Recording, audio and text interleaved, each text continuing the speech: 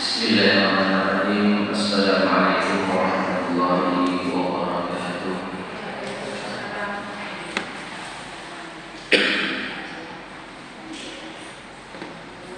Innal hamdalillah nahmaduhu wa nasta'inuhu wa nastaghfiruh wa na'udzu billahi min shururi anfusina wa min sayyiati a'malina.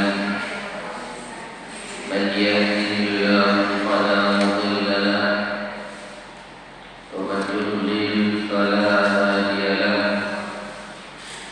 Wa asyhadu an la ilaha illallah wahdahu la syarika lahu wa asyhadu anna Muhammadan abduhu wa rasuluh.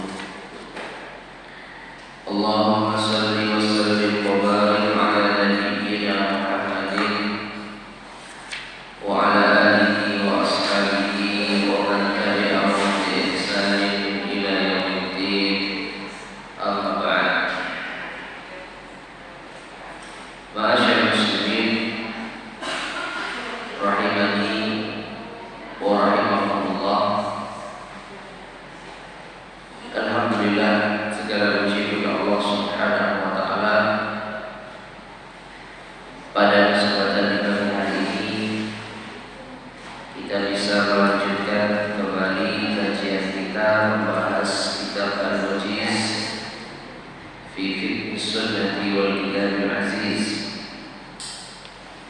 yang disusun oleh Syekh Abdul Alim Al-Badawi hafizahullah ta'ala, dan melanjutkan kembali pembahasan di dalam kitab nikah, yaitu hak-hak suami atas istri. Hak-hak suami atas istri sampai pada nomor 5. Terakhir 5, berarti sekarang 6. Ya. Kenapa? Oke. Kita ulang secara singkat murajaah tentang hak-hak suami atas istri. Yang pertama yaitu wanita atau istri hendaknya taat kepada suami. Pembahasan di kitab ini panjang ya, tapi poin utamanya adalah di antara hak suami atas istri, bahwasanya istri itu harus taat kepada suami. Kemudian yang kedua, di antara hak suami atas istrinya adalah istri hendaknya menjaga kehormatannya. Istri hendaknya menjaga kehormatannya, terlebih ketika suami tidak di rumah. Jadi suami berhak untuk memiliki seorang istri yang terjaga kehormatannya. Yang ketiga di antara hak suami adalah istri berhias di hadapannya. Termasuk di antara hak suami adalah istri berhias di hadapannya, sehingga apabila dipandang menyenangkan, apabila diperintah taat dan mampu menjaga kehormatannya. Yang keempat di antara hak suami adalah hendaknya istri banyak menetap di rumah.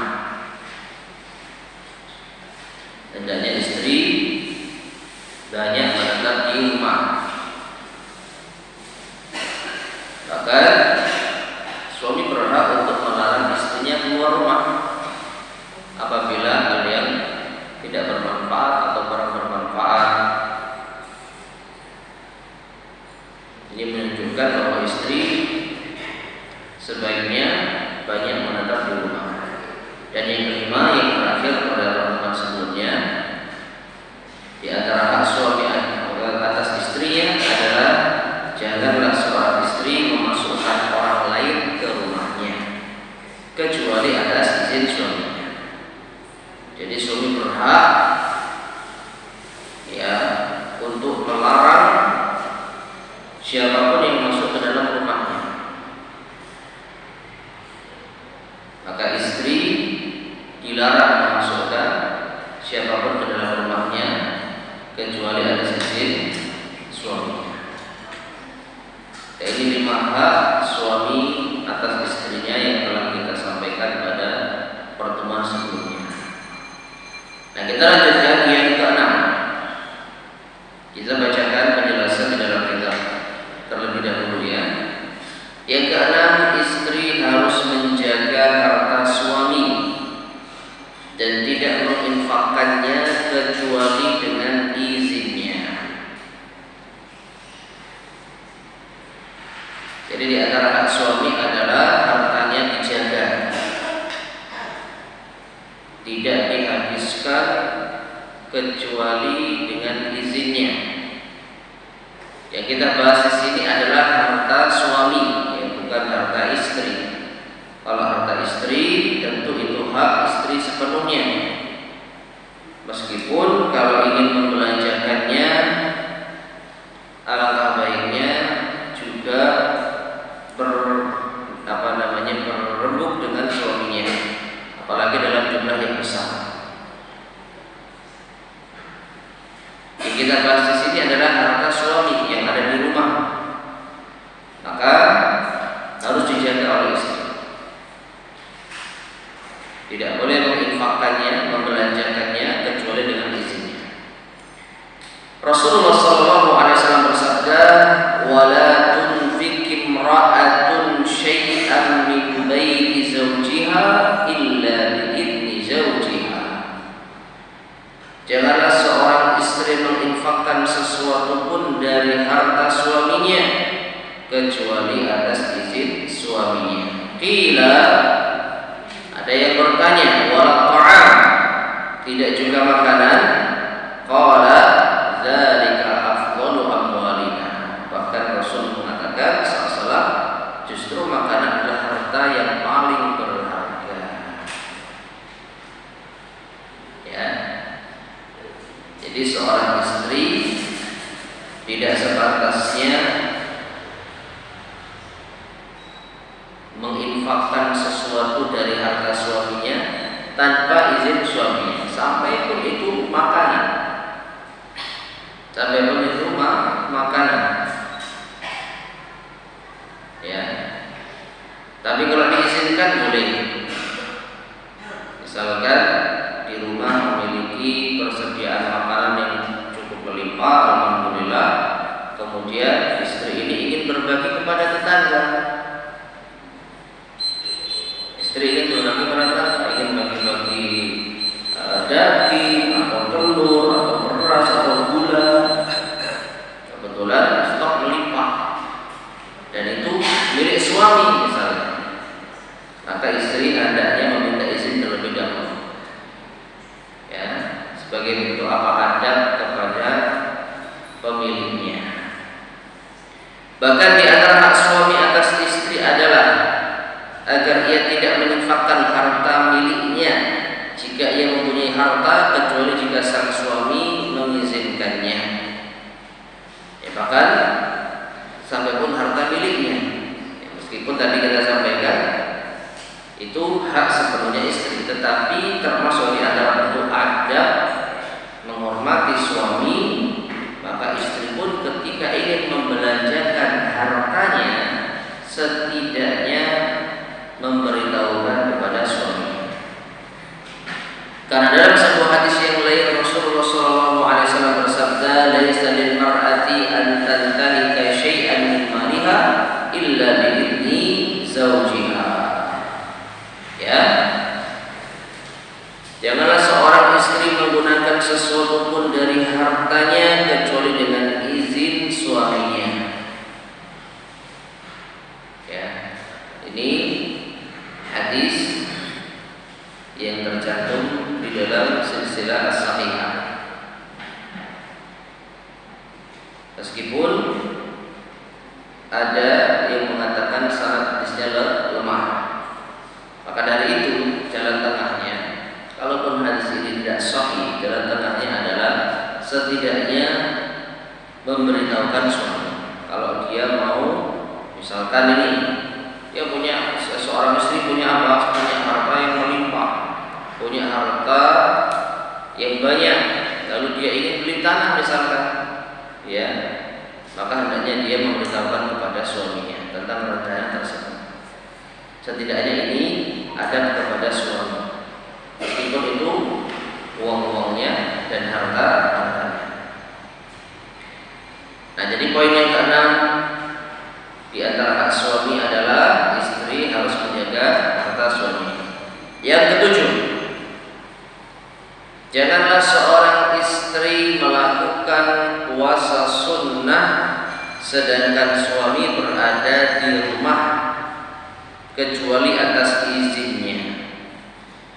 Berarti di antara hak suami, istri tidak puasa sunnah apabila suami di rumah ya, kecuali dengan izinnya.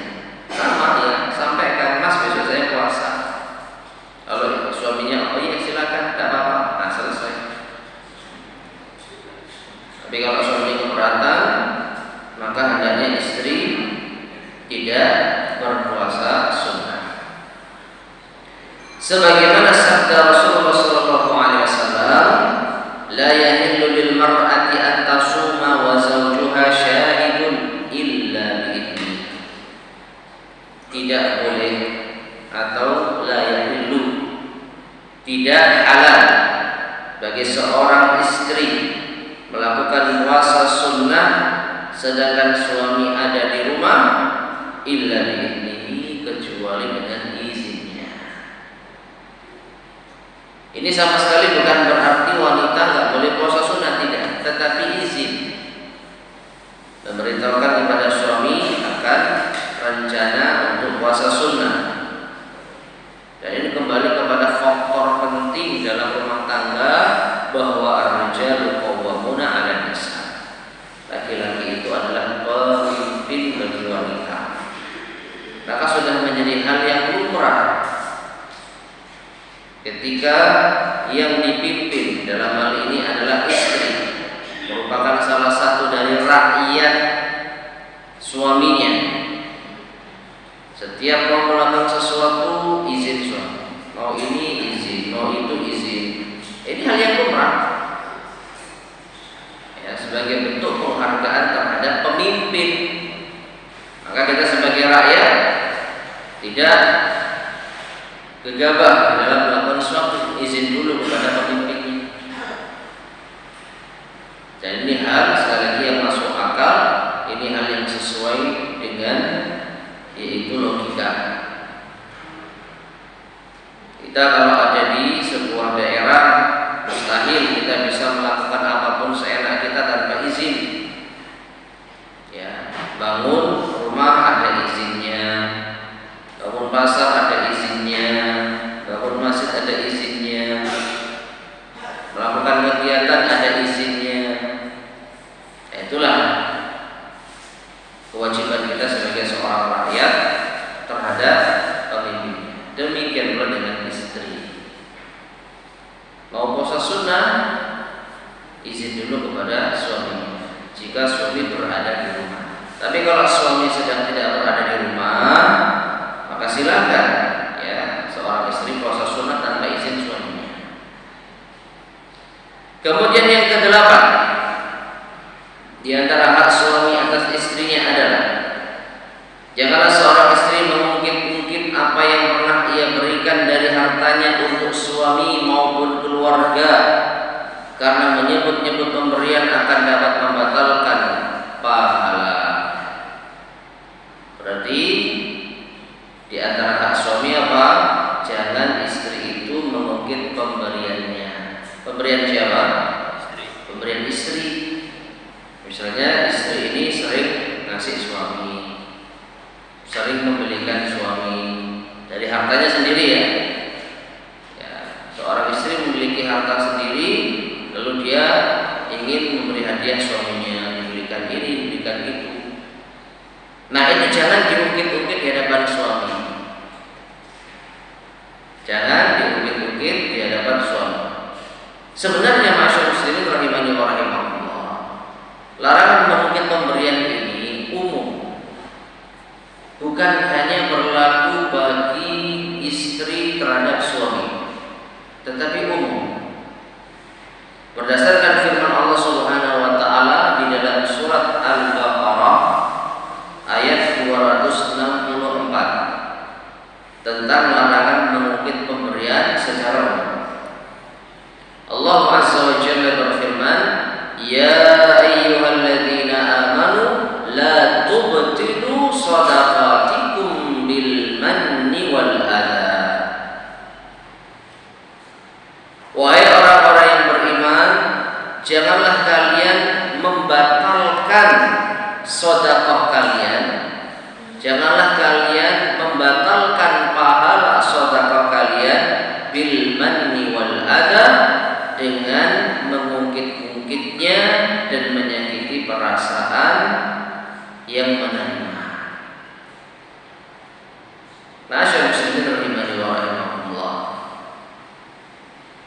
Ketika kita menerima sebuah hadiah, infak, pemberian, apapun itu, lalu diungkit-ungkit di hadapan kita karena mungkin ada suatu kesalahan yang kita lakukan atau kesalahpahaman, lalu kita mendengarkan pemberian yang diungkit-ungkit tersebut.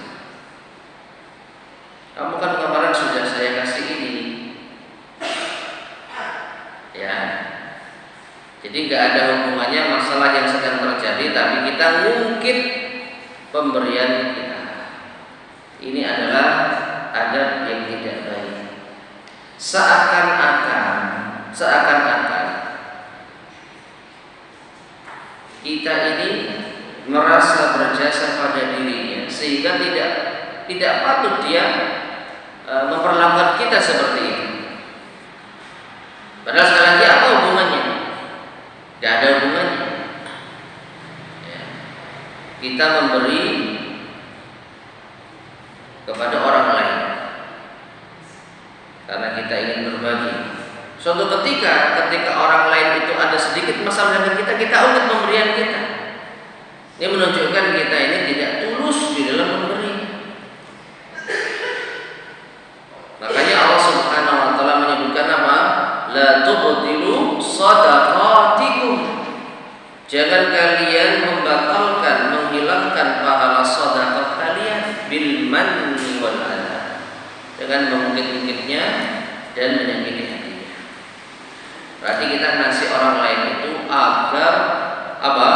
Keinginan kita itu terpenuhi, agar orang lain patuh kepada kita, agar orang lain yaitu tidak menyakiti kita.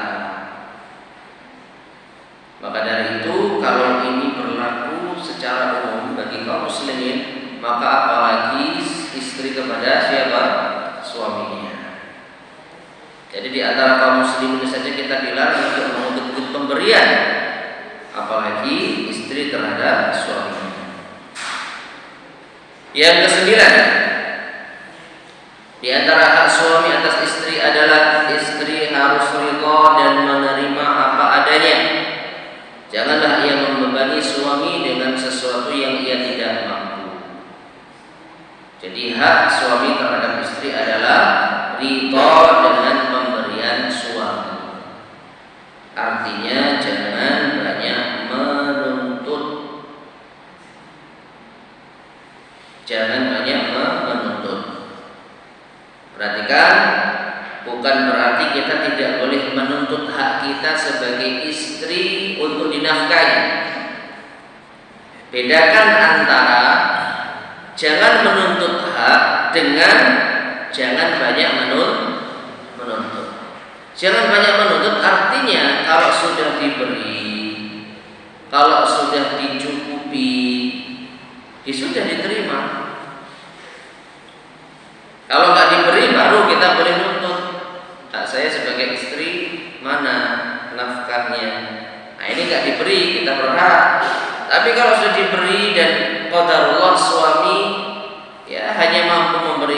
sesuai dengan kemampuannya, maka kita jangan banyak menuntut. Allah Azza wa Jalla berfirman, liyunfiq dzu sa'atin min sa'atihi wa man qudira 'alaihi rizquhu falyunfiq mimma ataahu Allah la yukallifu Allahu nafsan illa ma ataaha sayaj'alullahu ba'da usri yusra. Dalam surat At-Talaq ayat yang ke-7. Yang artinya hendaknya orang yang memiliki kelapangan menginfakkan hartanya dari kelapangan yang ia miliki. Perhatikan, kalau kondisi lapang justru yang dituntut untuk menginfakkan hartanya dari kelapangan rezekinya itu si suami. Jadi Allah Subhanahu wa taala sudah memerintahkan suami untuk berinfak sesuai dengan kelapangan rezekinya. Kalau hartanya banyak, ya infaknya yang banyak, nafkahnya yang banyak. Liyunfiq dzu sa'atin min sa'atihi. Hendaknya orang yang memiliki kelapangan rezeki menginfakkan, memberi nafkah sesuai dengan kelapangan rezekinya. Tetapi waman qudira 'alaihi rizquhu, siapa yang ditakdirkan rezekinya itu sempit, falyunfiq, tetap Allah perintahkan wajib memberi nafkah mimma ataahu, dari apa yang Allah berikan.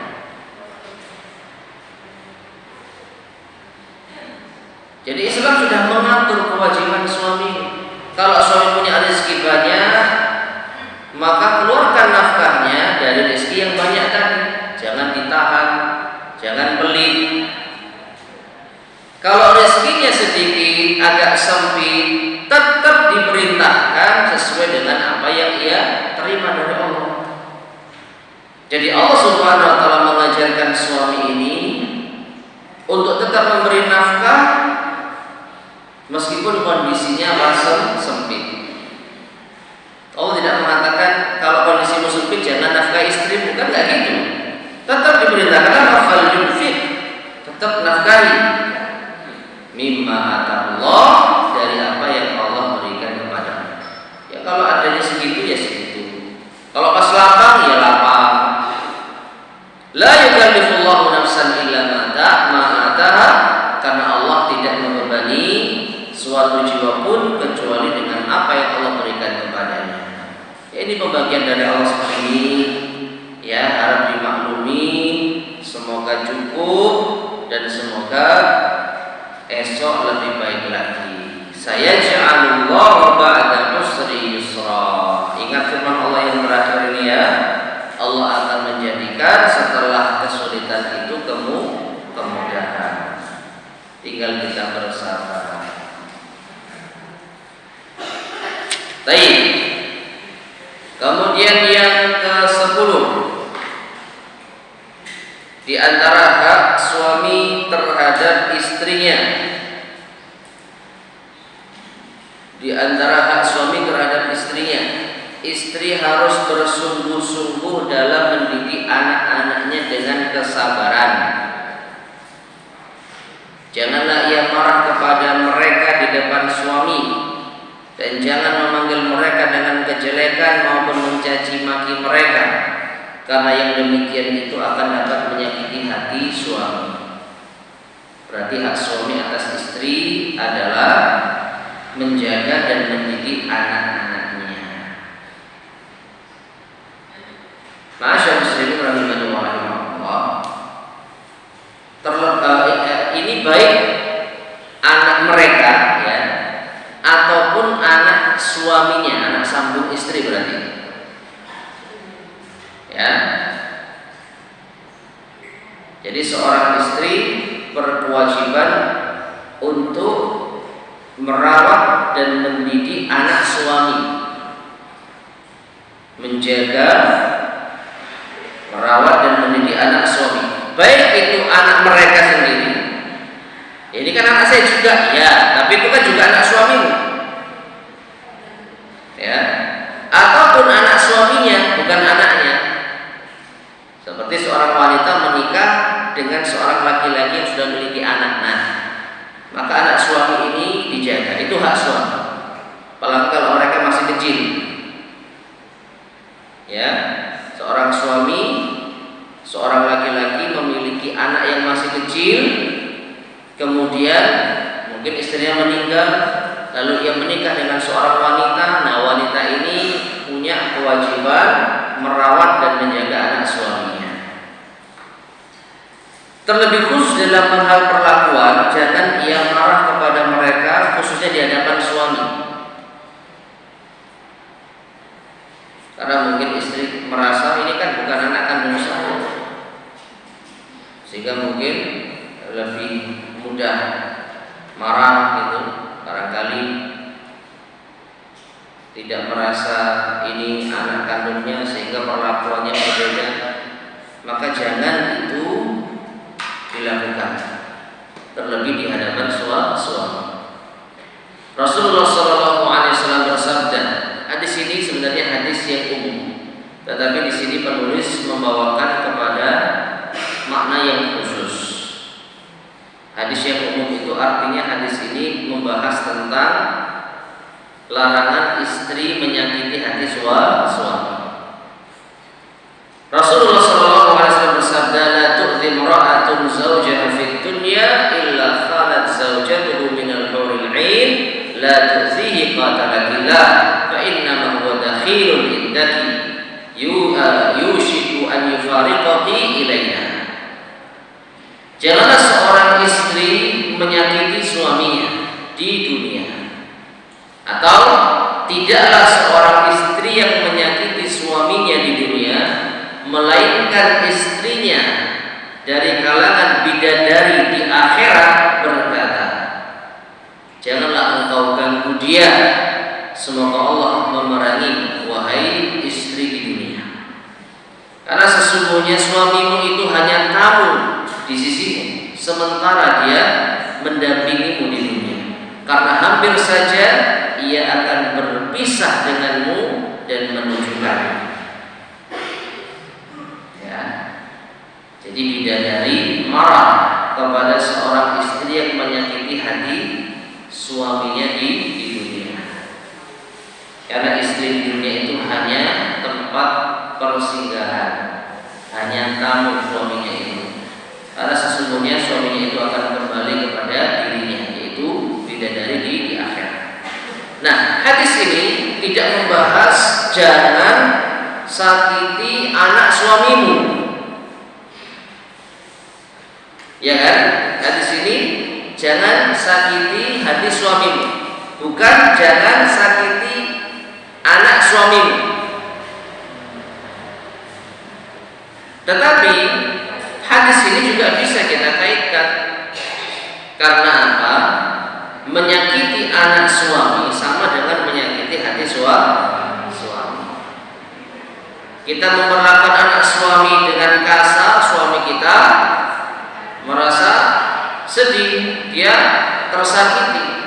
Anakku mbok apa no, kan gitu. Ya. Jadi menyakiti anak, tidak menjaga, tidak merawat, tidak mendidik, ini sama dengan menyakiti suaminya. Nah, kalau suami ini tersakiti, bidadari di akhirat akan marah kepada istri di dunia. Baik, yang ke-11 di antara hak suami atas istri, istri harus dapat berbuat baik kepada kedua orang tua dan kerabat suami. Karena sesungguhnya istri tidak dianggap berbuat baik kepada suami jika ia memperlakukan orang tua dan kerabatnya dengan kejelekan. Nah, berarti kesimpulannya apa?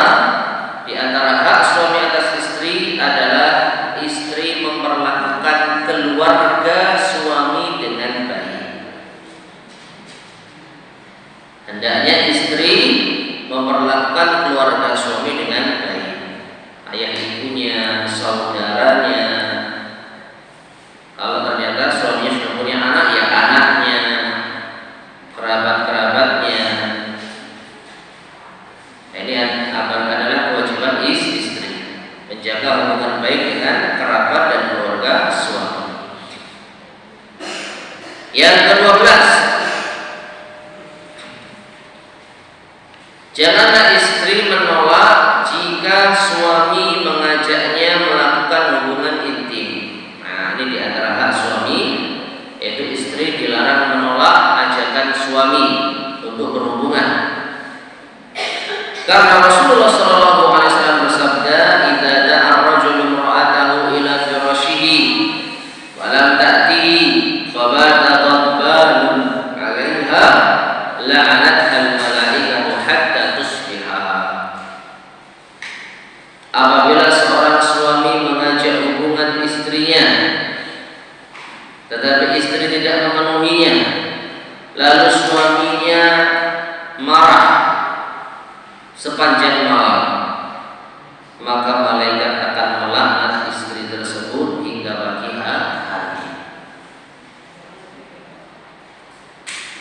Dalam hadis yang lain, beliau sallallahu alaihi wasallam bersabda, "Idza da'a ar-rajulu zawjatahu li hajatihi falta'tihi wa in kanat 'ala tanur."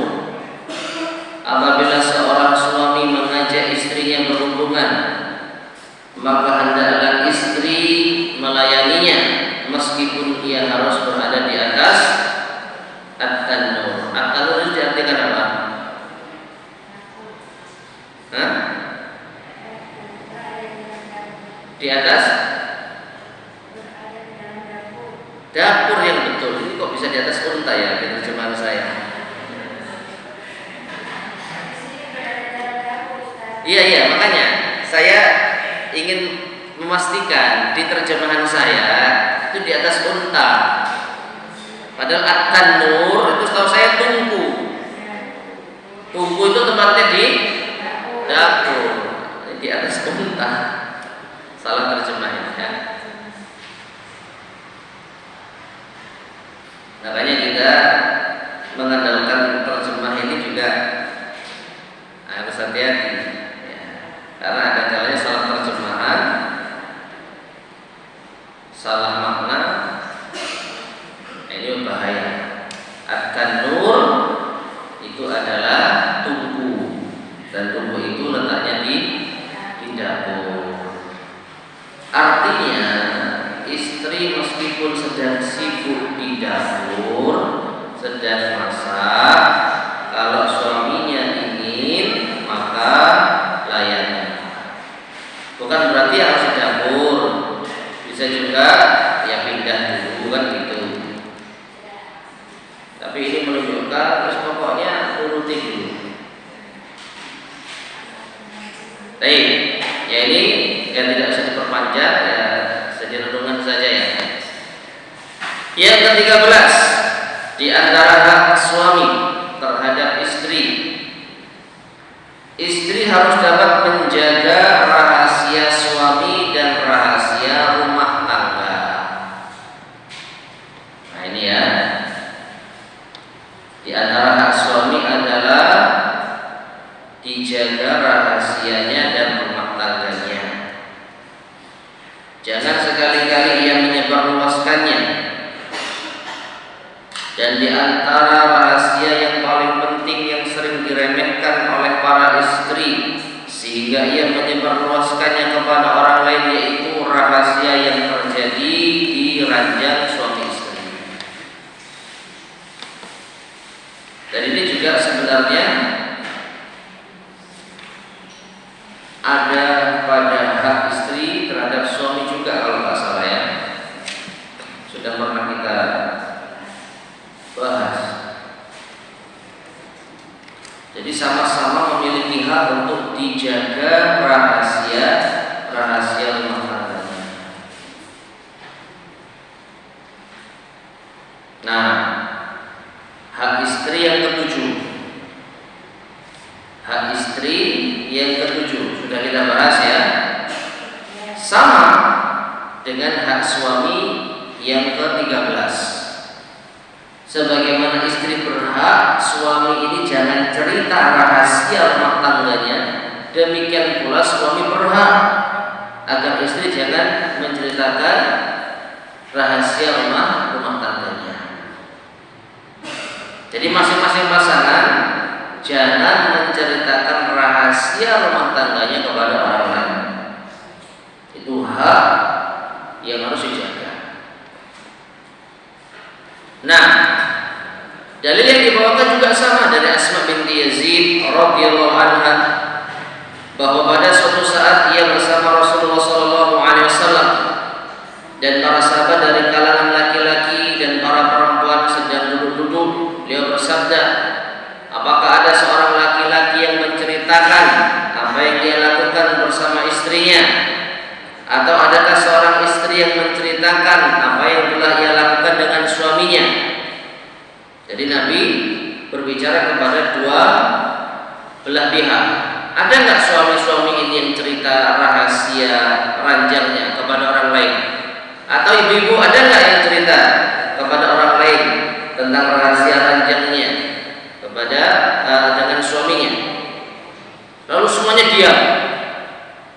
Ya, kata Asma, semua terdiam. Kemudian aku, Asma binti Yazid, mewakili seorang wanita, mewakili para wanita, mengakui, demi Allah wahai Rasulullah, sesungguhnya mereka semua telah melakukan hal tersebut. Jadi mereka diam ini karena mungkin mereka merasa malu untuk mengakui kenyataan tersebut. Tapi Asma binti Yazid dengan tegas mengatakan mereka melakukannya ya Rasulullah. Maka Rasulullah SAW memberikan nasihat, jangan kalian melakukannya, karena sesungguhnya yang demikian itu seperti apa? Seperti setan laki-laki yang bertemu dengan setan wanita di tengah jalan, lalu menggaulinya, lalu dilihat oleh orang banyak. Ya.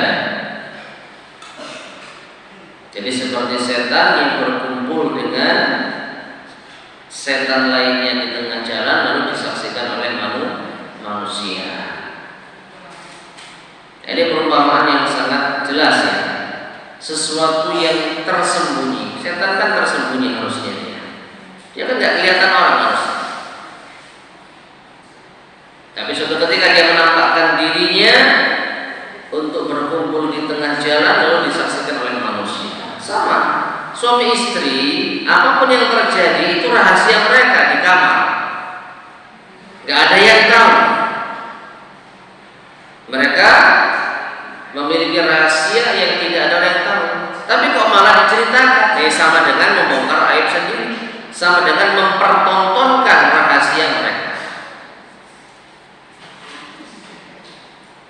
Maka sekali lagi, rahasia ranjang jangan sampai yaitu diceritakan kepada orang lain, kecuali ada keluhan yang terkait dengan hal yang sensitif. Kalau kita butuh konsultasi kepada ahlinya, silakan. Ya, tapi jangan kita cerita ke semua orang. Itu yang ke-13. Nah, ini yang terakhir ya. Yang terakhir, hak suami atas istri yang ke-14. Istri harus selalu bersungguh-sungguh dalam menjaga keberlangsungan kehidupan rumah tangga bersama suaminya. Jadi hak suami adalah istri harus bersungguh-sungguh di dalam menjaga hubungan mereka. Artinya apa? Janganlah ia bermudah-mudahan untuk meminta cerai tanpa ada alasan yang disyariatkan. Jadi di antara hak suami, istri harus bersungguh-sungguh untuk menjaga hubungan rumah tangga tersebut. Dari Thawban radhiyallahu anhu, Rasulullah SAW bersabda, ayyuma imra'atin sa'alat zawjaha talaqa min ghairi ma ba'sin fa haramun 'alaiha raihatul jannah. Istri mana saja yang meminta cerai dari suaminya tanpa ada alasan yang dibenarkan, maka ia tidak akan mencium bau surga, mencium wangi bau surga. Dalam hadis yang lain, Rasul sallallahu alaihi wasallam bersabda, al-mukhtali'at hunnal munafiqat.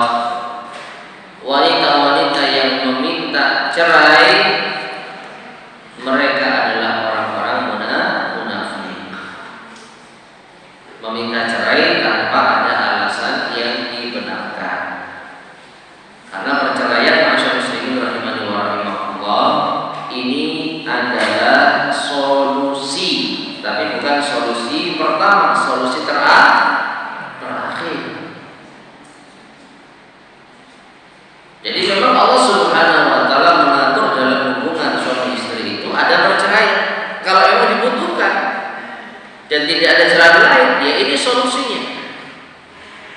Ini menunjukkan keindahan agama Islam. Islam betul-betul menganjurkan untuk menjaga hubungan suami istri agar tidak bisa diikat dalam satu akad yang mengikat. Tapi kalau ternyata ada hal yang tidak bisa dipertemukan, maka Islam tidak memaksa mereka harus tetap bersatu. Boleh mereka bisa. Jadi kita jangan terlalu memandang buruk perceraian. Jangan kita mudah mencibir perceraian. Karena perceraian di antara syariat Allah Subhanahu wa taala. Karena perceraian di antara solusi terakhir.